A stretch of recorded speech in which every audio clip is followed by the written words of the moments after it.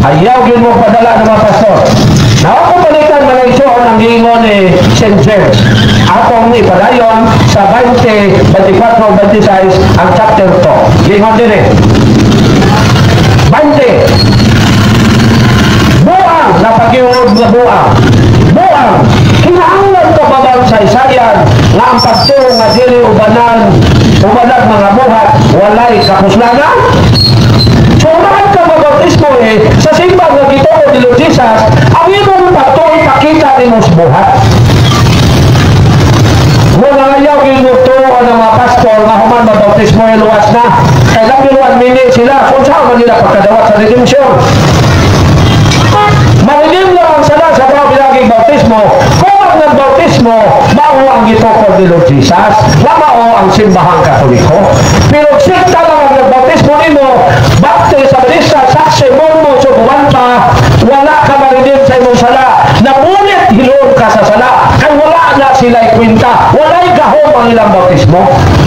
Only that church founded by Lord Jesus, mahugasan ang tao sa sala, pinagi sa bautismo. Nga na yung sopa nila, gulo, ay maghusay ta. Now, sa 24, ang sige pasabot. Busa nakita ninyo nga ang usa ka tao isipon sa Dios nga matarong tungod sa iyang mga buhat o dili tungod sa pagtuo lamang. Kating kanuha. Kung ang ayaw yun mo padala sa mga pastor nga pagtuo lang luwas na, kaya ako balik ko ng biruan, mini na sila ang bautismo nila way kwenta. Kaya only in the church founded by Lord Jesus Christ ato madawat ang gahom sa bautismo nga magpapas nato sa sala. Sa 26 mo siya ginon, kaya ingon na patay na ang lawas na wala na espiritu, patay sa pagpagtuo kung wala'y mga maayong buhat. So ang ato pagtuo ipakita nato sa buhat o maano naunto nato ang itawag o subjective salvation. So ang subjective salvation mauna na ang kaluwasang tinagsa o madawat nato na pilagi sa ato ang pagtuo nato sa Diyos o sa ato mga buhat na maayo. Unlike sa objective salvation o katudsanan, nagdasa na sa Diyos, madawat nato na pilagi sa pagtuo o pabautismo diha sa simbahan na gitukod ni Lord Jesus na mao ang Roman Catholic Church. So ayaw mo padala sa mga pastor kay minay na mga magtutulo. Ang tinod na magtutulo mo ang mga pare sa simbahan na gitukod ni Lord Jesus. Kaya pastor nila, mga metro na tuon mo, pero may mami malawag. Ngayon lang yung ang mga sekta, mini na ang mga podlo, dili na pilor na reliyon. So ang mga pastor, mini na ang mga magtutulo. Ang tuyo sa mga pastor ngayon mandali o Katoliko na po ng ilang dalihon, maragin ang konta sa mga Katoliko. Medyo sakit, huwag ito mo, no?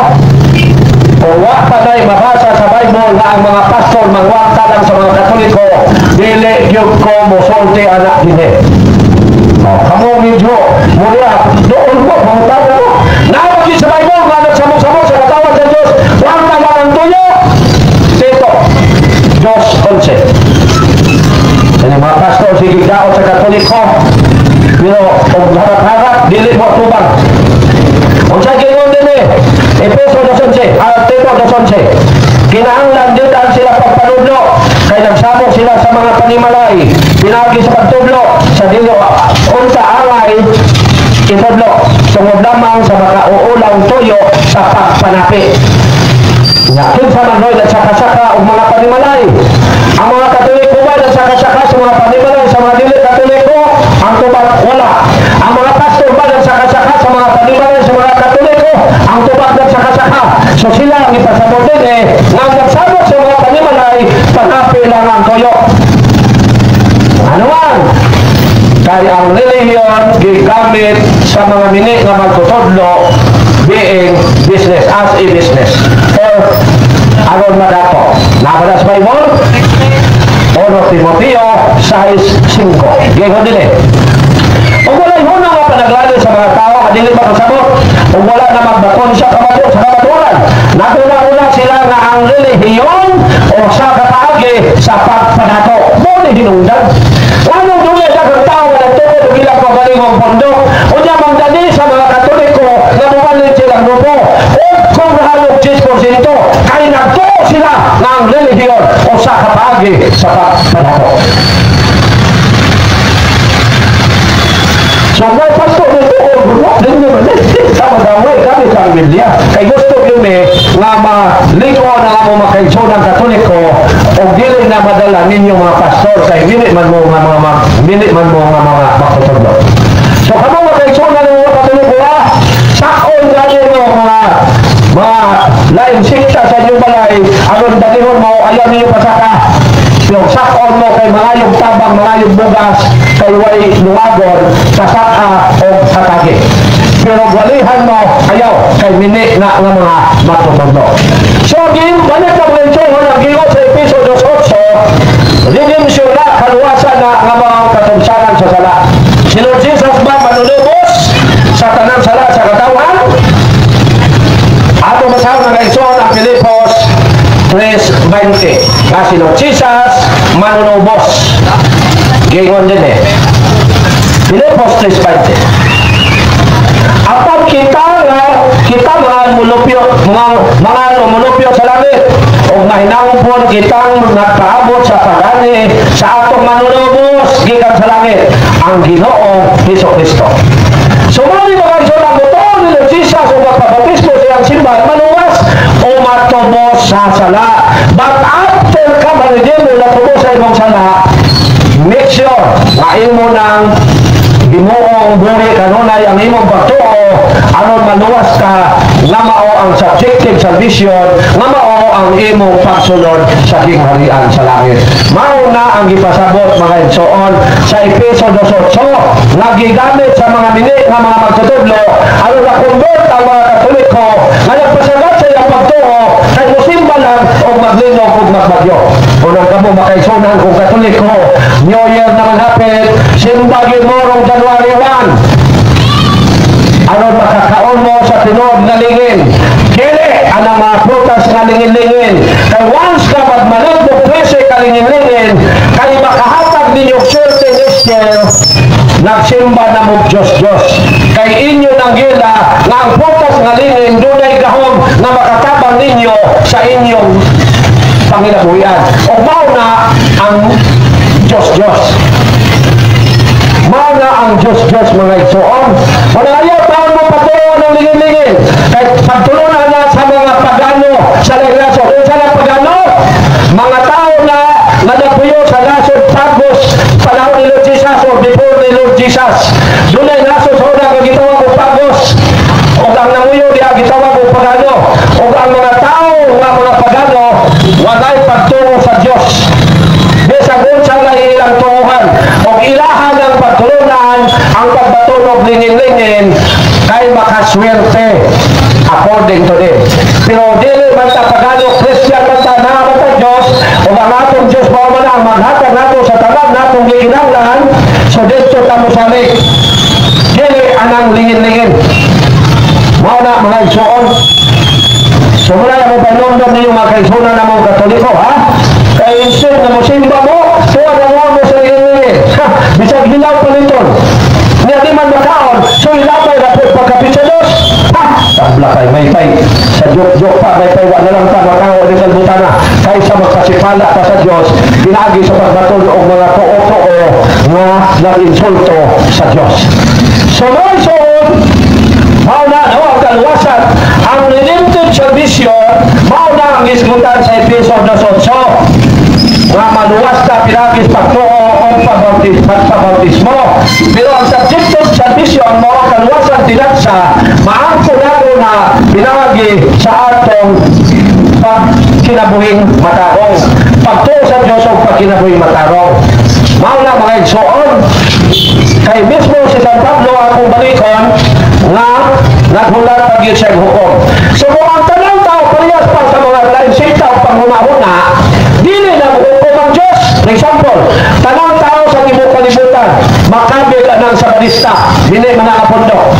Makabig ng Pentecostal, laing mini na pundok. Makabig ng Saksi ni Jehovah, laing mini na pundok. Kung ang tanang tao may sakop pa ng usap, bisag-asa din ng mga pundok ha, o sa kamay balikon sa Ginoo, maalam nila, luwas naman sila. Mubalik ang Ginoo ang pagkuko, ako basahon ang gingon ni San Pablo o atong makaon nga mobalik ang Ginoo aron hukman kaniya. So, gingon si San Pablo nga limpyo kayo nga kung konsensya apan ang Ginoo ra mo'y maghukom kanako. Pero ang mga pastor naghukom na nga luwa sila. Ha? May paywa na lang ka makaon ni San Putana o mutuo pa ng pastor mga igsoon. Ano ko nito 4:4 kung sa mo? Tinaw kayo ang akong konsensya according to St. Paul. Tinaw kayo ang akong konsensya apan wala kini magpasabot nga wala gayon ako'y sala. Ang Ginoo ray maghukom kanako. Muhukom pa ba ang Ginoo? Inigbalik niya general judgment. Pero humanta mamatay, nalapod tayo judgment, kanang particular judgment. Now, mubalik ba ang Ginoo aron maghukom? Ako basahon ang Hebrew 9:28. Gingon din eh. Gihala usab si Kristo sa makausa aron pagwantang sa mga sala sa daghang mga tao. Mao na ni ang redemption ha? Subjective salvation. Mao na ni. Mupakita siya sa ikaduhang higayon. Dili tungod sa sala, so dili na aron patubos, kun dili sa pagluwas kanila nga naghulak kaniya. Dati ginawa.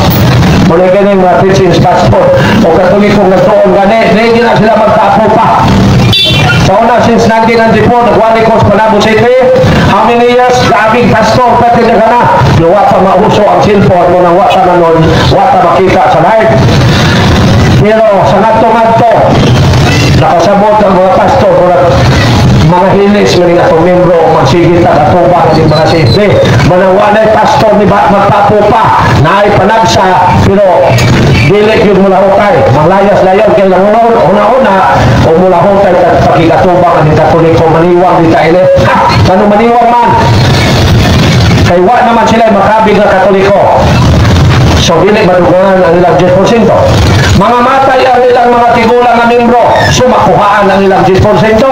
Mumalong pag yung katoliko, ang mga nilang membro, mo nang maniwang ang mga pastor, kung magsige sila pagkigatubang o mga katoliko independent. Mo nang ang bukang pondo, ilan ang gimlaon, tawal ang makikidibate. Ha? Iglesia ni Cristo Regalo, ilan naman ang gipundo, according sa uban, na bawal ang makikidibate. Pero sa wala pa mga safety sa una, wala pa sa Padre Darwin nga milosyo silang gipuhan na bangitan dividend so kahit na wala kahit katoliko isa asa ang Iglesia ni Cristo Manalo. So sa diyang minagad ang mga safety, ilan ang gingon, bawal na mga kapilapil sa mga toge ha. Kanang sa Batista, maabot na diapon ng adlaw, buingon ng ilang kadakuan, bawal mag-apil-apil sa lagtuki nga naman, kay maniwang lagi sila o magsige sila pakigatubang o mga safety. Kaya wala naman sila makulang katoliko.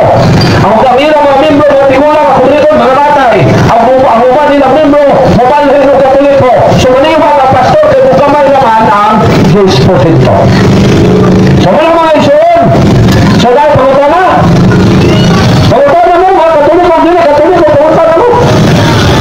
Kaya mo tulo din yung pagdinaw. Hayop lang, pero mo ba lang yun? Mga nang gingon sa Ginoo, nga hait pa sa espada nga duway suwa ang iyang pulo. Hebrew 4:12, gingon din eh. Kaya pulo sa Diyos buhi o gamanan o masahit pa kaysa bisan unsang espada nga duway suwa. Hayop yun. Munang ringon yun nga basta pastor sa insikta, mini na nga mga magtutulog.